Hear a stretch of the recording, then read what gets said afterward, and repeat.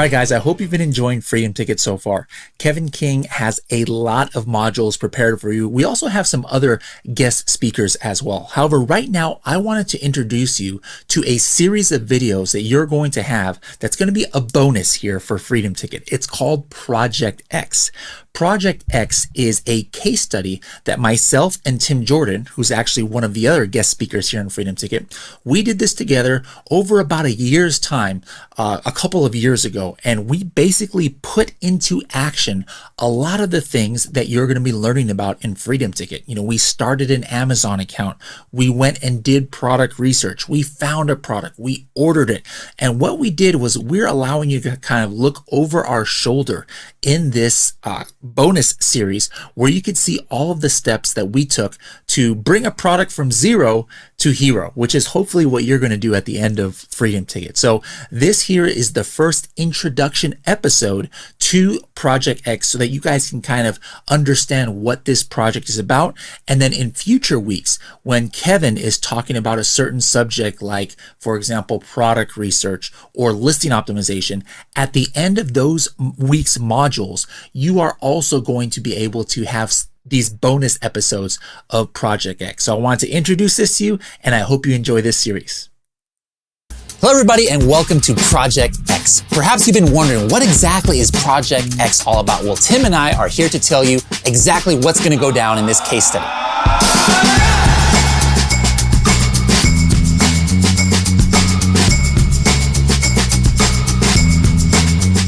That's basically what it is, a case study. We're going to take some products, hopefully from zero to hero. We're going to take you through every step of the game, all right? From finding that product opportunity, how to find ideas, how to source the product, how to find suppliers, how to order it, how to ship it to Amazon, how to create your first listing, how to optimize that listing, how to launch the product, and then how to maintain that product with an Amazon business. Now, Tim, for what level of sellers is this going to be for? Yeah, this is specifically designed for anybody. This is really great information for very beginning sellers. Maybe you haven't ever sold a product online, all the way to extremely advanced sellers, because the stuff that we're doing is so cutting edge, it can usually be used for anybody. Now, we're going to walk through every step of the way. We're not just going to say, okay, yeah, you need to do this, you need to do that, but how deep are we going to go?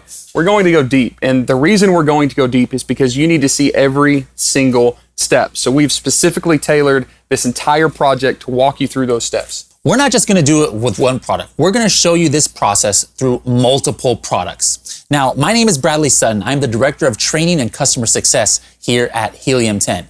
And this gentleman to my left is Tim Jordan from the Private Label Legion. Now, Tim has extensive expertise. Ooh, that's a fancy word. Extensive expertise in a lot of different fields that maybe I don't have expertise in, such as product sourcing and how to import things from China, and a really, really unique method of how to do product research. That's why I invited him to be a part of this Project X. Now, the question is, why did we decide to do Project X, Tim? Yeah, because there has never been a better time to be an entrepreneur. Think all the way back, century after century after century, where business was all done the same way. And just in the last decade or so, has it really become possible for anybody, anywhere, to sell to anybody, anywhere with a cell phone or a laptop computer. So right now, if you've ever thought about being an entrepreneur, this is the best time that history has ever given us to do that. So we want to make sure that if you want to take part of this entrepreneurial journey and get into e-commerce, that you have as much success as possible. So really the why of why we're doing this is to help you succeed. And we want to show you how to do that.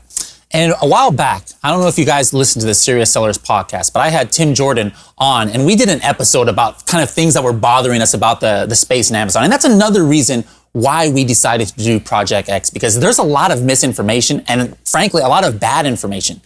Maybe some of these were great when they were launched, but it's 2-3 years old. And if you follow those methodologies, you might be on the wrong path. So we wanted to make something that was completely up to date and relevant for this year to help you with your business. Yeah, and another problem out there is information that's driven by probably bad motives. These are the hype guys. These are the guys that are trying to sell you on a dream without actually being able to back it up. And there's a lot of information that's put out there for that reason. So instead of just, not knowing what information out there is relevant, we're not selling you a course. We're not selling you a product. We're not doing anything in this case study except giving you information, and it's all for free. So we don't have any ulterior motives here, which means we can be brutally honest. We can show you that this isn't a get-rich-quick scheme. We're going to potentially select several products that we're going to try, and some of them probably won't be good, which is reality. This is not a get-rich-quick scheme. This is not a click a button and it's done for you. This is not buy my course and you can become a millionaire next month. That's not what this is about. We want to be realistic, and we're going to show you how we do that. And one thing we want to really hone in on is that there is no just one exact blueprint that one should follow when doing Amazon. There's different methods that work for different people, different categories, different products, etc. We're going to try and do that as much as possible by showing you different methods to getting success on Amazon. Yeah, and one thing that's important to think about is on these different methods, there are some methods that are great for beginners and some that are great for advanced sellers. There's some that are great for people with very little money to invest or very little experience. There's some methods that work great for people with a lot of money to invest. What we're going to do specifically is focus on the very kind of reduced risk model, right? So that's why we're going to get heavily into testing that we're going to talk about. We're going to talk about not needing a ton of money to invest. So we just want to say right now that there are lots of ways of doing things. We are not saying that this is the only way, but throughout this case study in Project X, we're going to try to take a really, really wide sampling of several ways that we have found to be very successful that usually don't require a huge amount of investment, usually don't require a huge amount of experience, and can pretty much be tackled by anybody. So let's talk a little bit first about the F word, fear. That's the reason that's holding a lot of people back from starting on Amazon. Tim, you have hundreds of students. I'm sure you've seen that as well, right? Yeah, and there's a lot of different fears that people have, and all of these are little things that can be overcome, and that's part of the purpose of this case study is to help you overcome those fears. One of the primary ones that I see is people are scared to death that they're going to lose money. Now, this is a valid fear because, this is not a get-rich-quick scheme like we talked about. It's a business, and there's always some sort of, kind of risk in business, right? So what we want to do with this case study is help eliminate the financial risk and the financial investment, of huge sums of money so that we can help eliminate that fear. I think that one of the most common fears that I see is that people don't trust themselves. And unfortunately, we're all human. And what I have learned through, close to a decade now of this entrepreneurial life is that we oftentimes hold ourselves back more than any other outside factor. And it's because not that we maliciously don't trust ourselves. It's not that we don't have confidence, but like I said, it's because we're human. One thing that I've found about entrepreneurs is entrepreneurs frequently equate their personal success with their business success, right? So what that means is, in my situation, I've had tons of people that have told me, hey, Tim, you can't do this. I've had people very close to me say, hey, Tim, you can't own your own business. You're not smart enough to be an entrepreneur. You're going to, put your family at risk. You shouldn't do this. So I've had these outside forces telling me what we naturally oftentimes feel inside is is bad. It's terrible. It's that we, create this scenario in our brains where we don't think we're good enough to do this. So we want to help eliminate that fear by walking you through this and showing you that you don't have to be a rocket scientist. You don't have to be, particular genius in any one scenario. There's so many resources out there and so many different ways of making this work that nearly anybody can do this. A lot of people, they have the fear of being all alone. I don't have a community behind me. I don't want to do this by myself. One of the most common fears I see is man, I think maybe there's no more opportunity left on Amazon. There's no more products to sell on Amazon. Everything that could be sold is already on there. So that's a little bit about the F word. What about the S word? Solutions, all right? What kind of problems are we going to be solving with this case study? Yeah, some of the solutions that we're going to be bringing to you is eliminating that misconception that this is hard. Now, is this hard work? Absolutely. It's a business. We have to hustle. We have to grind. Sometimes we have to learn from our mistakes. But the actual steps themselves are not hard. Somebody once told me that this business is complex, but it's not complicated. So complex means there's a lot of steps, but none of those individual steps are particularly complicated. And we're going to show you that through this case study. Something that we want to solve too is a problem that a lot of people have is they have no idea where to start. They're I want to sell on Amazon, but where do I begin? Where do I jump in at? And then after that, what's the process I follow? They need a step-by-step guide to guide them through this whole Amazon journey. Yeah, and one of the ones that I see is really important now because this isn't brand new, this idea of selling Amazon. This has been around for a while. And I see so many people that could have been or could still be very successful sellers, but they might have had a failure early on, right? And there are so many people that think this whole concept of private label, that's a new term that we'll explain in a minute. They think that private label doesn't work because maybe they tried a methodology or a product in the past and they failed, or they've seen friends that, have not done very well. They've seen things in the community, and that is a valid concern. But what we're helping solve in this case study is to show you that we're not using the same methods and tactics that people may have failed with before. We're not using old information. Like, this is brand new. So if you've been discouraged, if you've tried this, if you've seen other people fail, like, take heart knowing that what we're going to show you still absolutely works today.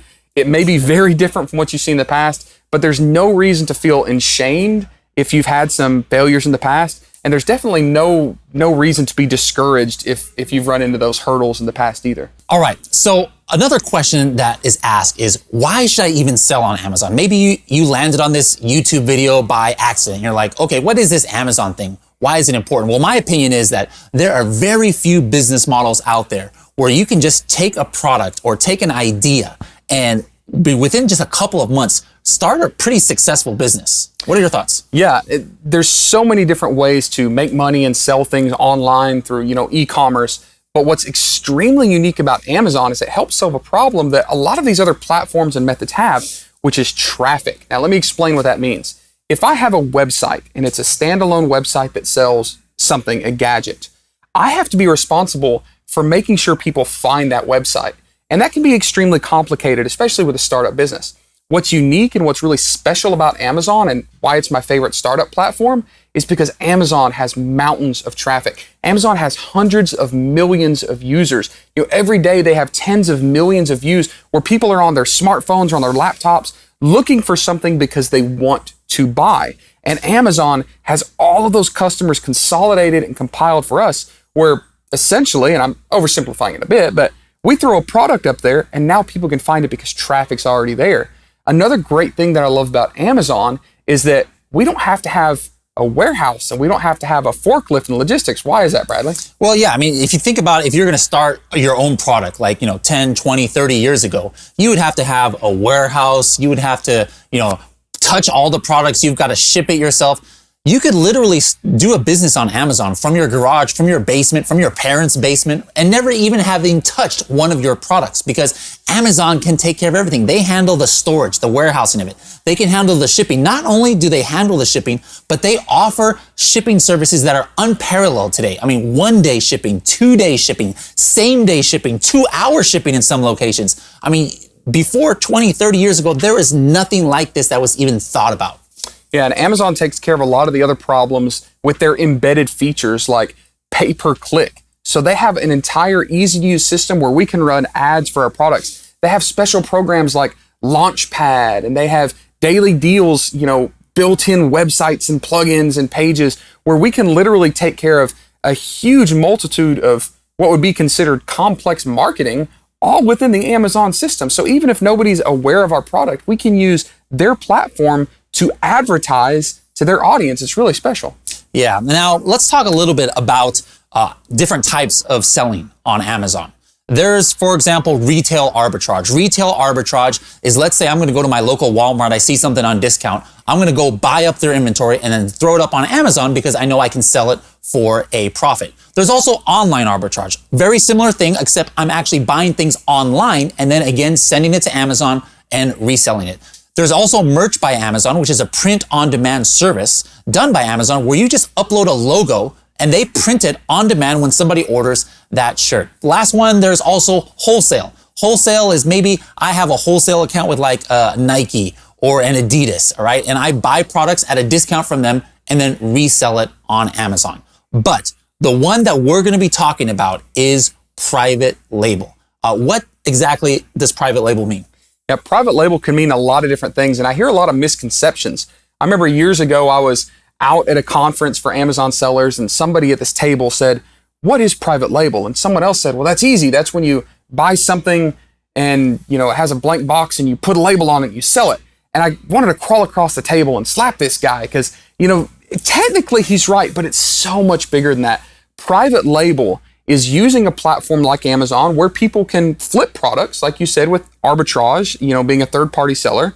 But it's also a place where we can launch our own brands, we can create unique products, and private label is a little bit of all of that. It's a little combination of something that we can touch and physically own ourselves, something that we can create, design ourselves, something that we can put our own personal, design touches or our own inspiration to. It's something that we can attach a brand to, which is very important in the long-term, scale and sellability of our business. So private label is this really, really cool, kind of easy to get into business model that is personally owned by you. And private label is, like you said, exactly what we're going to focus on for this case study, because we honestly believe that Amazon private label right now is the best startup or advanced e-com platform that you can be selling on. Yeah. So what exactly makes a good private label product? There's a lot of misconceptions out there, like it's not a good private label product or it's not an opportunity unless you can see that plenty of sellers are selling thousands of units. They're selling $1 million. All right. That is not what makes a good private label opportunity. All right. What makes a good opportunity is if there's something that has good demand. All right. Now, demand is very subjective. We're going to go into what constitutes good demand, but either low competition, low number of competitors, or poor performing competition.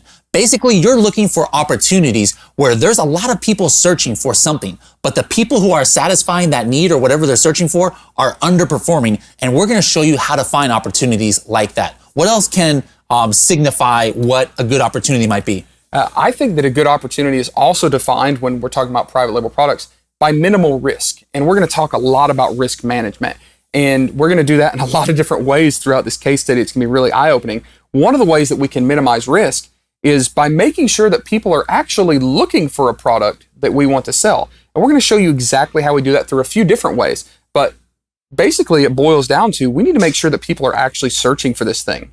So there are tools now, there's amazing ways and techniques that we can figure that out. So we're minimizing risk by knowing that people want these products, but also we're minimizing risk personally because we're going to show you how to test that. We're going to show you how to test if this product idea really does work, if it really is in demand, if it's really low competition.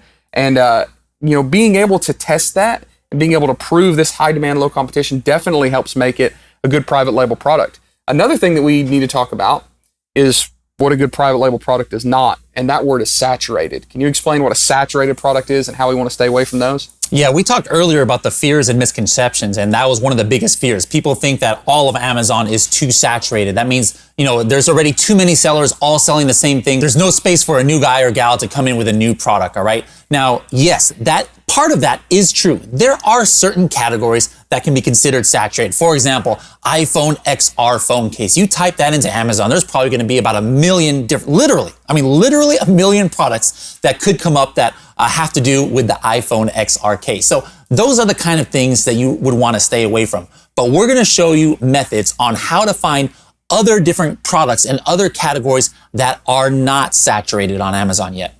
Yeah, and when we can put all of this together, when we can put together the concept of high demand with low competition, that's not saturated, that's easy to launch, right? Not a huge amount of risk. I think when you put all of those in a box, you defined what a good private label product is, and that's what we're going to show you how to find. All right, now let's get some things straight right here. I want to make sure that everybody's on the same page. Now, the first thing, again, we are going over different ways to succeed because there is no one right or one wrong way. There are many ways to get to where you want to go on Amazon. And even though we're going over multiple ways, these still are not the only ways to succeed on Amazon. Yeah, and there's no guarantees, right? Not every product that we try to launch is going to be successful. That's why we're going to do multiple here. And, there are other people that are doing very well in their Amazon businesses that have taken different approaches than we're going to show you. We're not saying those are wrong. So yeah, this is just kind of a disclaimer. There's a lot of different right ways of doing this. The specific model that we're going to show you, we feel is extremely easy to get started. It also has some very advanced capabilities for existing sellers. So again, this is just one. Also, are we black hat, or what does that term even mean? Let's explain that a little bit. Normally, people who see my videos, I've done a lot here on Helium 10, so I'm always actually wearing a black hat that has a Helium 10 logo. But when we say black hat in the Amazon world, those are considered like kind of illegal, tactics to use or cheating or gaming the system. We're not going to show you guys any of that stuff. It's all white hat or no hat in this case. So it's super important to remember that although we aren't using these black hat techniques and tactics and tricks, everything that we're going to show you is still cutting edge. There's such a misconception that the only way to win in this game now is by cheating or being malicious or doing something that's against like Amazon or even, some of the advertising sites' terms of service. That's not what we're talking about. But we're still going to show you some really, really cutting edge ways that will keep you from having to use those black hat techniques to succeed. So very new information coming along. So one of the biggest challenges that we had in this case study planning phase was trying to figure out schedule. See, we didn't want to wait 12 months and trickle out information and make you wait till the end. We wanted to go ahead and compile this and show you this kind of start to end process as quickly as possible. It's been said that the only thing consistent in Amazon is change. And that's true. Things change on a daily, weekly, monthly basis on Amazon, or whether it's rules or their terms of service or how bullet points look or different things like that. So make sure to stay up to date with our updates that we're going to be providing in this series. Yep.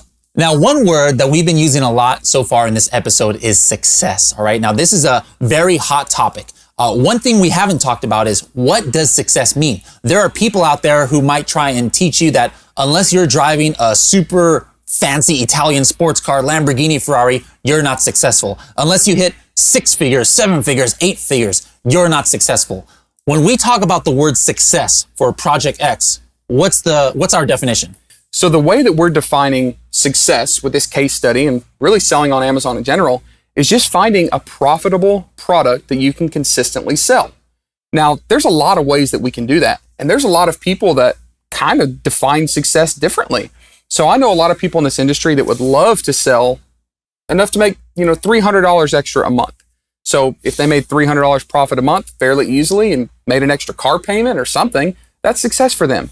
There's a lot of people that want to completely replace their maybe 9-to-5 corporate, income. And if they can work from home and spend more time with their wives or kids or families or husbands or whatever, that's success for them. There are other people that want to start from zero and become, multimillionaires with a huge business operation. All of those definitions are success. So the only way that we can show you to do that is to find a potentially, high demand, low competition product that is profitable. And then you can figure out how many of those you want to launch. It may be one product. You may do that across 10 or 15 products. You may build that into giant brands. But the important thing to remember here is that if you don't become, a 7-figure seller in 6 months, it doesn't mean you failed. If it takes you longer than a lot of other people to find your first successful product, it doesn't mean you failed, right?